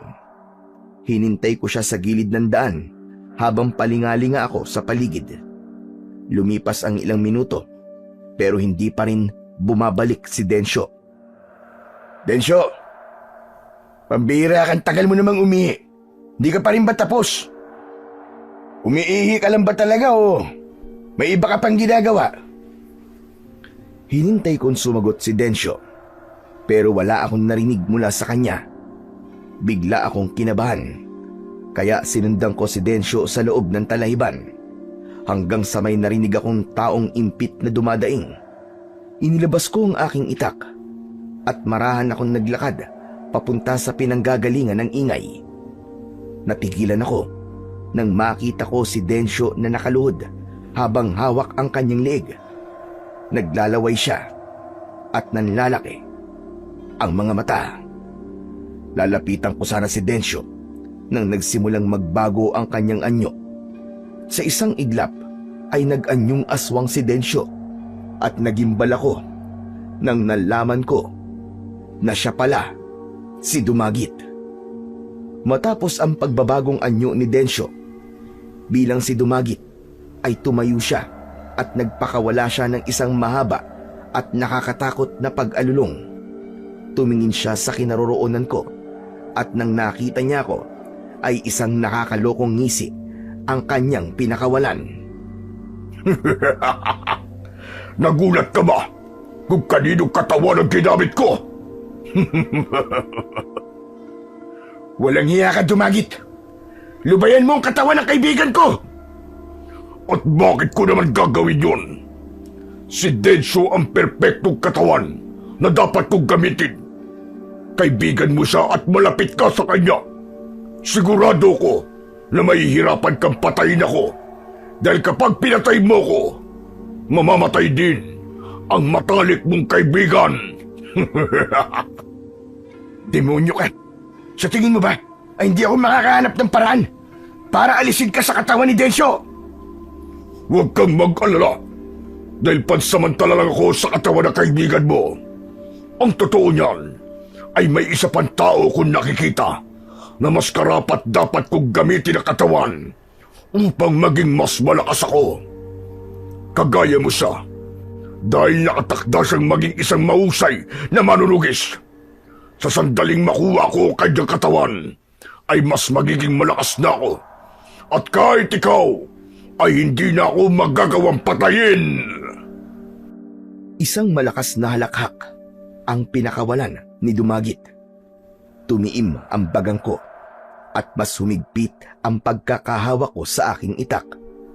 Malakas akong sumigaw at nang susugod na ako kay Dumagit ay mabilis siyang tumakbo palayo sa akin. Bumalik ka rito, Dumagit! Bumalik ka rito! Harapin mo ako! Huwag kang duwag! Tapusin na natin ito ngayon! Dumagit! Huwag mong sayangin ang boses mo, Bartolome! Hindi pa ito ang tamang oras para sa muling pag-aarap natin! Kailangan ko munang pumatay ng maraming tao dahil nagugutom na ako! Sinundan ko si Dumagit sa gitna ng malawak na talahiban. Sa sobrang bilis niyang gumalaw, ay agad siyang nawala sa paningin ko hanggang sa hindi ko na alam kung saan siya lumusot. Nakatulala ako nang umuwi ako sa bahay. Pagkakita sa akin ni Lola Simang ay agad niya akong inabutan ng isang baso ng tubig. Bartolome, kumusta ang pagbabantay niyo ngayong gabi? Aba, teka, si Densyo pala. Bakit hindi mo siya kasama? Saan siya nagpunta? Lola, alam ko na ho kung kaninong katawan ang ginagamit ni Dumagit. Talaga ba? Abay, kaninong katawan ang ginagamit niya? Sabihin mo sa akin. Hindi ho kayo maniniwala. Kay Densyo. Nasa katawan ni Densyo ang kaluluwa ni Dumagit. Nakita mismo ng aking mga mata nang nagbago ng anyo si Densyo at naging si Dumagit siya. Diyos ko, baka maging langit. Bakit naman sa dinami-rami ng tao rito ay kay Densyo pa siya sumanib? Dahil alam ni Dumagit, Lola Simang, na matalik na kaibigan ko si Densyo. Hindi ko pwedeng saktan o patayin si Dumagit. Dahil kapag ginawa ko yun, ay masasaktan at mamamatay din ang kaibigan ko. Dinapurak ng lintik ang Dumagit na yan. Tuso rin pala ang aswang na yon. Magaling siya mag-isip ng paraan para hindi mo siya matalo. Tama ho kayo, Lola Simang. Talagang pinag-isipan niya to na mabuti para mahirapan ako. Pero meron pa ho kung isang ikinakabahala. Ang sabi ni Dumagit ay meron isang tao na sunod niyang gagamitin ng katawan. Isa raw yung tao na nakatakdang maging isang mahusay na manunugis na kagaya ko. Kapag sumapi na si Dumagit sa taong yun, ay mas lalo kong mahihirapan na talunin siya.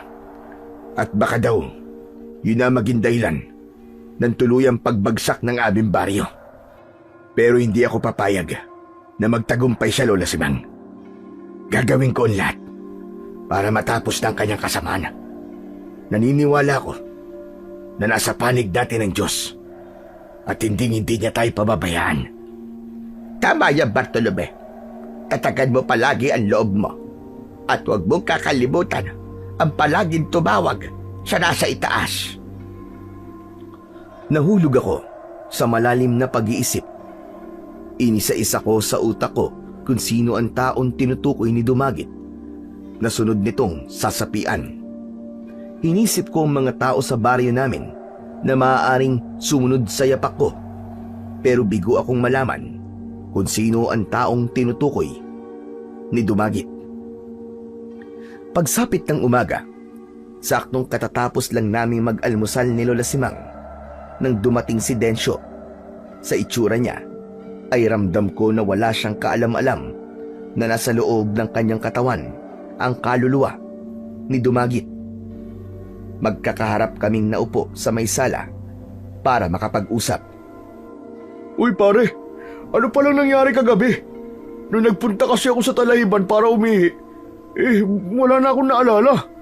Nagising na lang ako, nasa loob na ako ng bahay ko.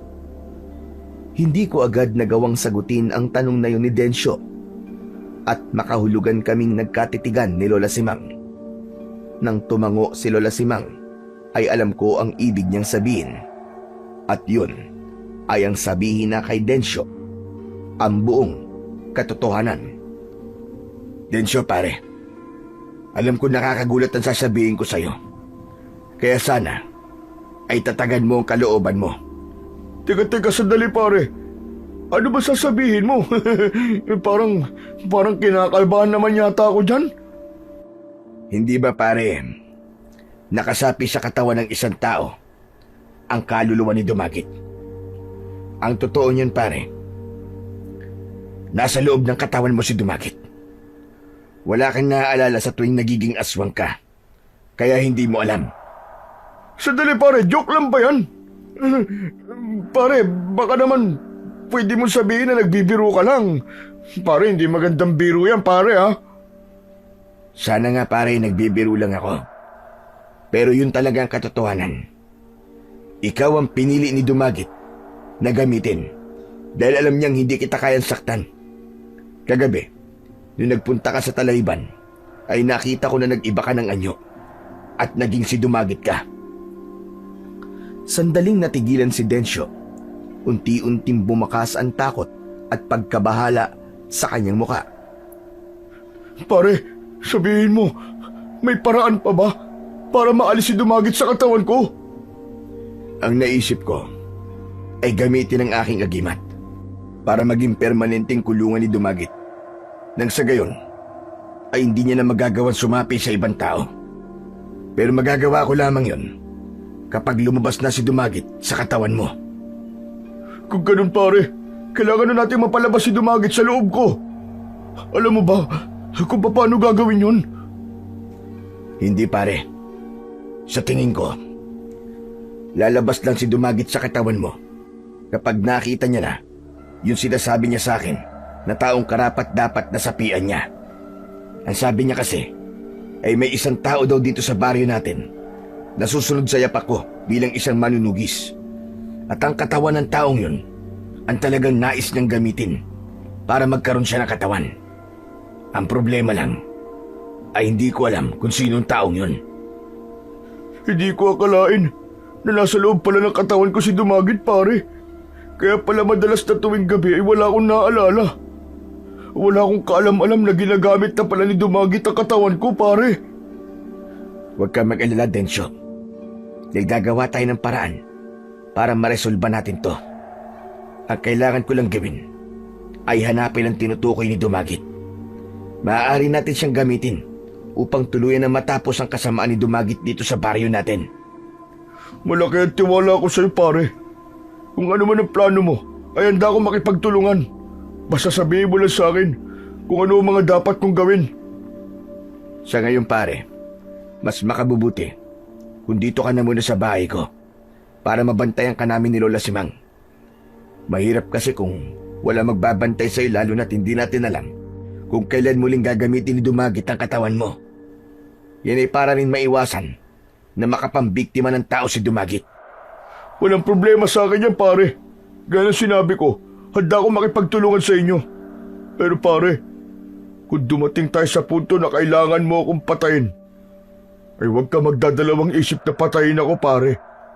Pangako hindi ako magagalit at maiintindihan kita.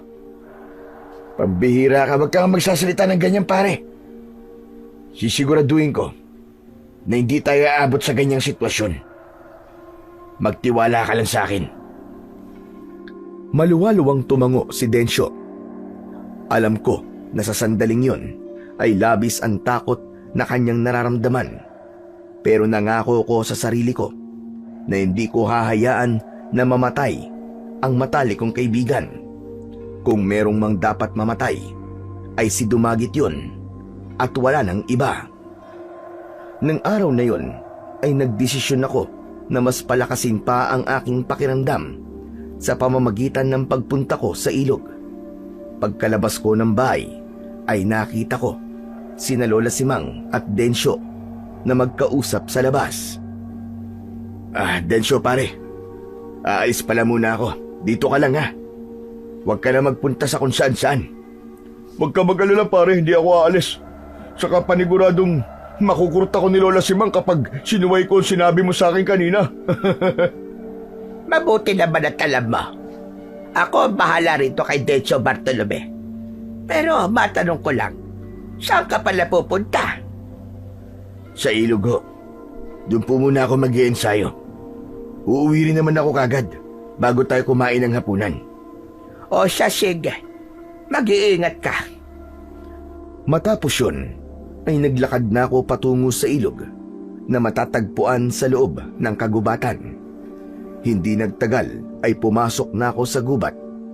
Sandali lang akong naglakad at narating ko na ang ilog. Napangiti ako habang may lungkot sa mata nang maalala ko na madalas kami roon ng aking mag-ina nung buhay pa sila.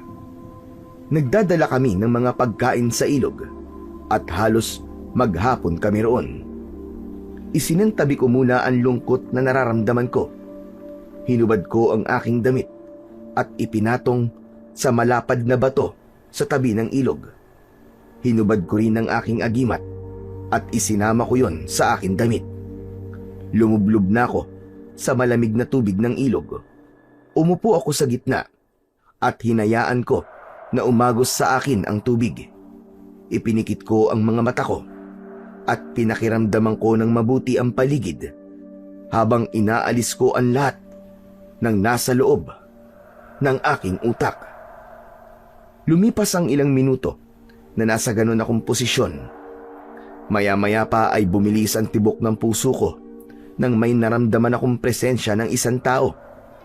Pagbukas ko ng aking mata ay nagimbal ako nang makita ko si Ellie. Hawak niya ang aking agimat at maging siya ay nagulat nang nakita niya na nahuli ko siya. Anak ng, ikaw na naman! Anong ginagawa mo rito? Pasensya na po. Nang makita ko po kasi kayo na umalis ng bahay niyo, sinundan ko po kayo. Tapos, nang nakita ko po ang agimat niyo, hindi ko po alam pero parang may boses po ako narinig na hawakan to. Sorry po talaga, Mang Bartolome. Nagmamadali akong lumapit kay Ellie. Kinuha ko sa kanya ang agimat at agad kong tinignan ang palad niya. Nagulat ako nang malaman ko na walang kahit na anong maliit na paso sa palad ni Ellie. Nagtataka ako na tumingin sa kanya. Sandali lang, bakit wala kang paso? Hindi ka ba nasaktan nang hawakan mo ang agimat ko? Hindi po, Mang Bartolome. Yung totoo, magsabi ka sa akin ng totoo. Hindi po talaga, promise po. Nagtataka nga rin po ako kasi hindi ako nasaktan nang hawakan ko po ang agimat niyo. Hindi po kagaya nung bata pa ako na napaso po ako nung hawakan ko yan. Alam niyo po ba ang dahilan kung bakit hindi po ako napaso sa agimat niyo? Meron po bang ibig sabihin yun, Mang Bartolome? Sandali ako natigilan habang nag-iisip hanggang sa isang bagay ang biglang pumasok sa utak ko. Anak ng teteng, oo. Ikaw ang tinutukoy ni Dumagit. Po, ano pong tungkol kay Dumagit? Hindi po ba si Dumagit po yung aswang na dati niyong nakalaban at napatay niyo? Nang sandaling yon, ay kailangan ko nang sabihin kay Ellie ang pagbabalik ni Dumagit sa aming baryo. Ikinuwento ko sa kanya ang lahat-lahat at wala akong inilihim sa kanya ni isa. Ginawa ko yun upang mas maintindihan niya ang lahat ng mga susunod kong sasabihin sa kanya. Diyos ko, nakakaawa naman po pala si Mandencio. Sigurado ako na nahihirapan siya dahil ang katawan niya ang ginagamit ni Dumagit. Pero ano po palang ibig sabihin niyo na ako po ang tinutukoy ni Dumagit? Sinabi sa akin ni Dumagit na may isang tao rito sa ating baryo na sunod niyang gagamitin ang katawan upang maggasik ng lagim. Kumbaga, ginamit niya muna si Dencio para hindi ko siya mapatay hanggang sa dumating ng takdang panahon na kaya na niyang sapian ng taong yun. At ikaw yun, Ellie. Ikaw ang taong tinutukoy ni Dumagit. Ano? Bakit po ako? Sinabi ni Dumagit na ang taong yun ay susunod sa yapak ko bilang manunugis. Nalaman ko na susunod ka sa pagiging manunugis ko nang hawakan mo ang agimat ko at hindi ka napaso. Ibig sabihin, kinikilala ka ng agimat ko bilang susunod ditong tagapangalaga. Ha? Talaga po? Kung ganun po ba, tuturuan niyo na po ako maging manunugis? Tuturuan niyo na po ba ako sa pakikipaglaban sa mga aswang? Sa kasamaan palad, oo, Ellie. Kailangan kitang turuan at sanayin. Pero hindi pa sa ngayon. Kailangan muna nating matalo si Dumagit. At malaki ay may tutulong mo para magtagumpay tayo. Yes! Gusto ko po yan! Sabihin niyo lang po sa akin kung anong dapat kong gawin. Inaya ko si Ellie na maupo sa gilid ng ilog at doon ay sinabi ko sa kanya kung ano ang dapat niyang gawin at kung ano ang magiging partisipasyon niya sa plano ko para matalo si Dumagit. Matamang nakinig sa akin si Ellie at pumayag naman siya sa mga dapat niyang gawin. Nang umuwi ako sa bahay ay kasama ko na si Ellie. Nagulat sina Lola Simang at Dencio nang makita nila si Ellie. Agad kong ipinaalam sa kanilang dalawa ang bagay na natuklasan ko tungkol kay Ellie at ang planong nabuo ko kanina. Gagana ba talaga ang plano mo na yan, pare?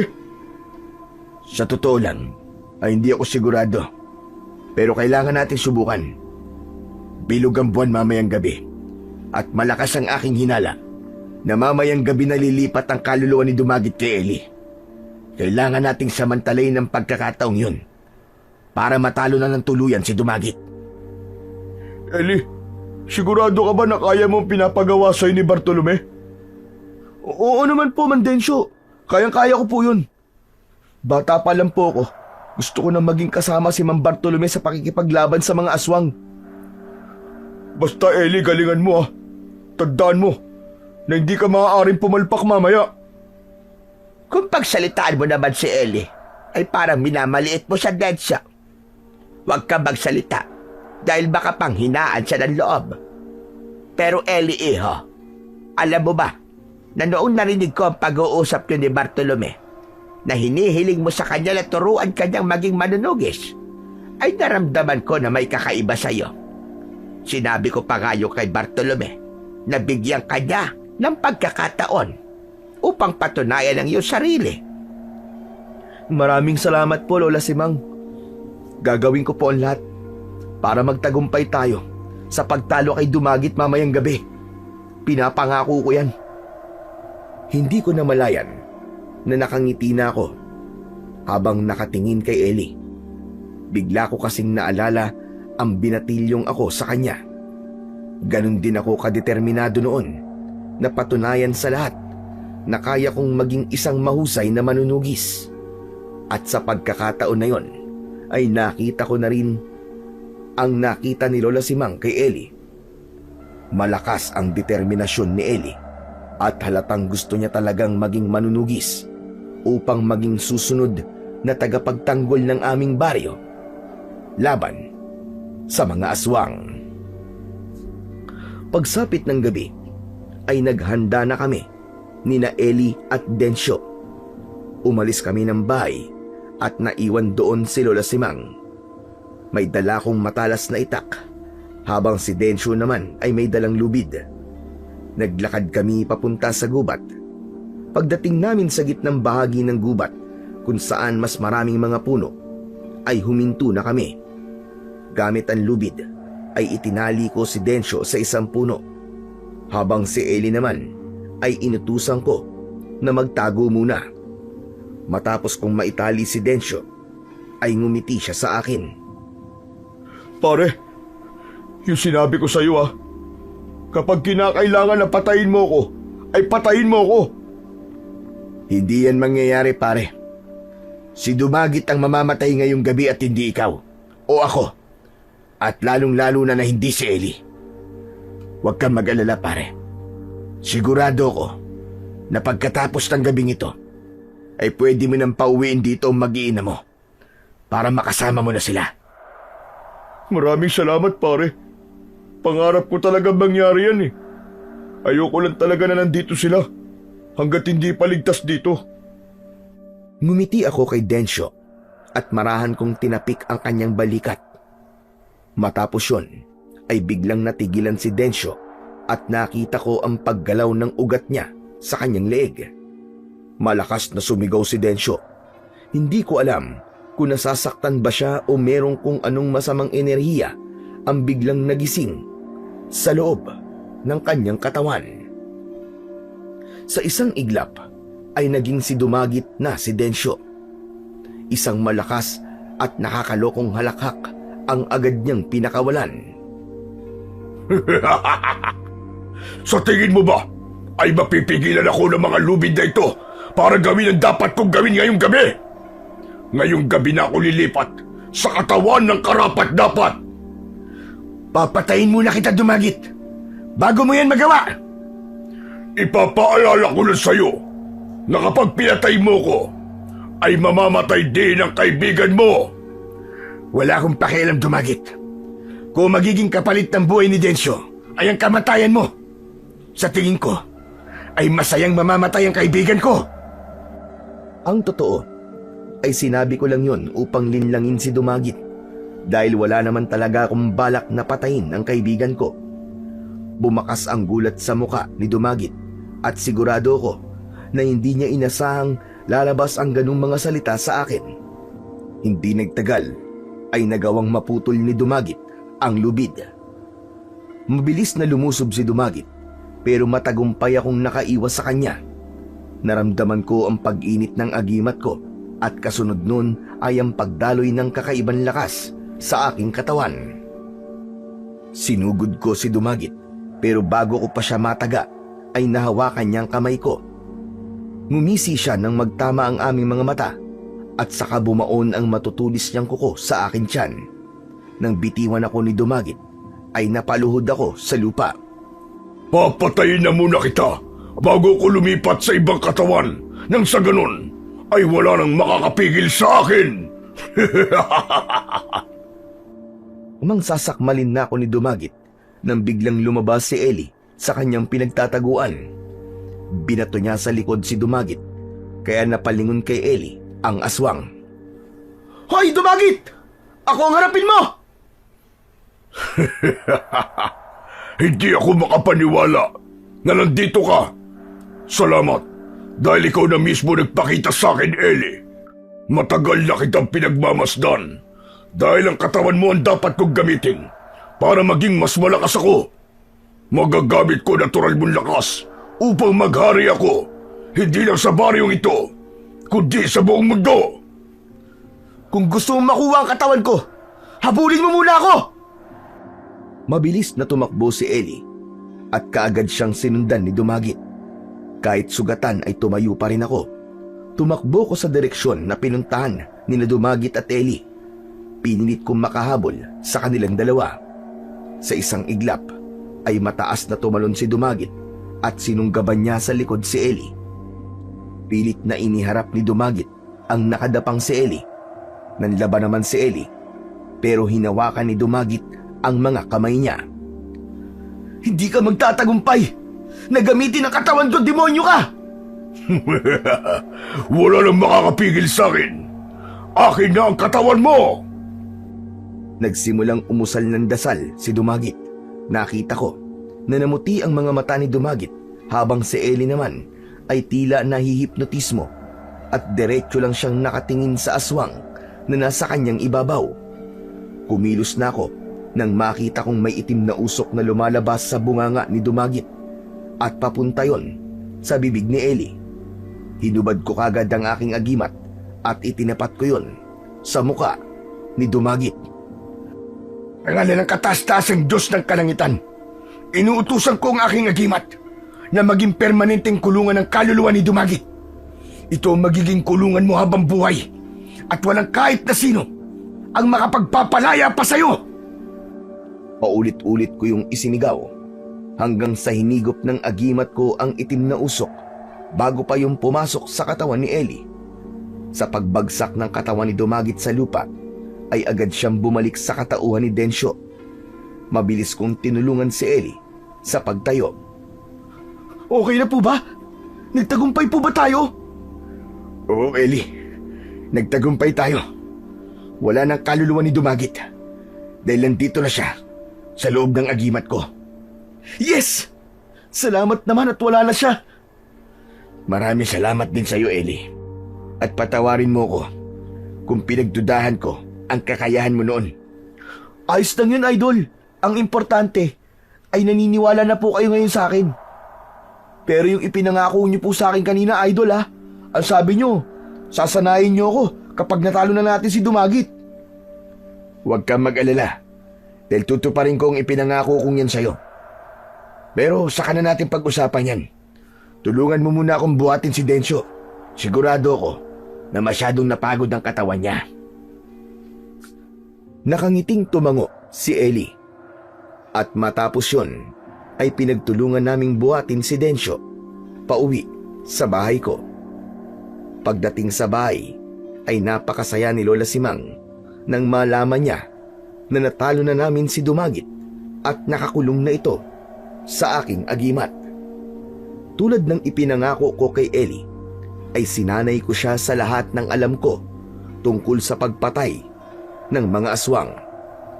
Mabilis siyang natuto at sa bawat pagsasanay namin ay nakita ko kung gaano siya kahusay at kung gaano kalaki ang puso niya para protektahan ang mga tao. Pinili kong manatili na lang sa aming baryo. Naging mapayapa na ulit doon at bumalik na rin ang pamilya ni Densyo. Hindi na rin umalis si Lola Simang sa baryo namin. Alam kong darating ang araw na ipapasa ko na rin kay Ellie ang pangangalaga sa agimat na naglalaman kay Dumagit. Hindi na ako makapaghintay na tuluyang maging handa si Ellie na saluhin ang tungkulin sa aming baryo ng ilang taon kong pinasan.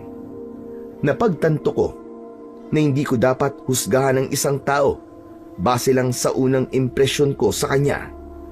Mas makabubuti na kilalanin ko muna siya at bigyan ng pagkakataon upang malaman kung ano nga ba talaga ang nilalaman ng kanyang puso't isipan.